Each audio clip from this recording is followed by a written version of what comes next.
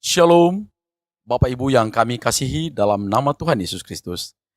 Kami dari Majelis Daerah YPP Batu di Sumatera Bagian Selatan dan Sekolah Tinggi Teologi Ebenezer dalam program Sabda Ilahi menyapa Anda pagi ini. Tuhan Yesus memberkati.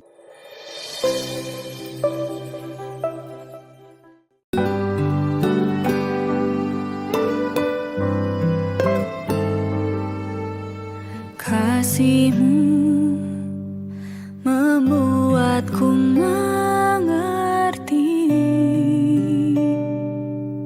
ku berharga di mata-Mu, Tuhan, dan tangan-Mu yang menuntun hidupku. Dalam semua rencana-Mu, Tuhan,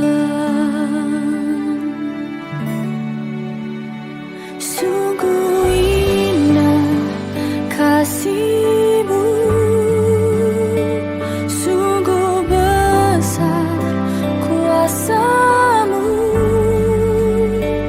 Yesus Tuhan penyelamatku. Kau tak pernah berubah untuk menggenapi janji-Mu, itu yang ku percaya.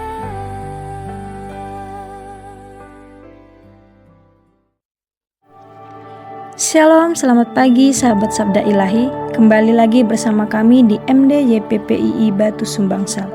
Pada pagi hari ini kita akan merenungkan kebenaran firman Tuhan dari Hakim-Hakim pasal 10 ayat yang ke-15. Di bawah tema yang menuntun hati untuk mengenal panggilan Allah dalam setiap pergumulan, yaitu panggilan Tuhan di tengah penderitaan. Demikian firman Tuhan.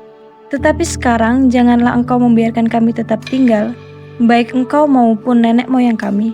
Tolonglah kami ya Tuhan Allah kami, sebab kami telah sangat menderita oleh segala bangsa yang mengelilingi kami, dan kami sangat menderita. Sahabat Sabda Ilahi, ayat ini membawa kita ke tengah hati bangsa Israel yang terjepit oleh penderitaan dan penindasan, menghadirkan kesedihan dan keputusasaan sekaligus kerinduan yang mendalam akan pertolongan Allah. Eksposisi teks ini menyingkapkan 3 hal penting. Yang pertama, kesadaran akan dosa dan kelemahan manusia yang tercermin dari pengakuan mereka. Hal ini menunjukkan bahwa penderitaan tidak sekadar eksternal, tetapi juga mengungkapkan ketergantungan mereka kepada Tuhan. Yang kedua, seruan kepada Allah sebagai penolong yang sejati, yang menegaskan bahwa dalam pergumulan yang paling berat sekalipun, panggilan kepada Tuhan adalah satu-satunya jalan keluar yang membawa harapan dan pembebasan.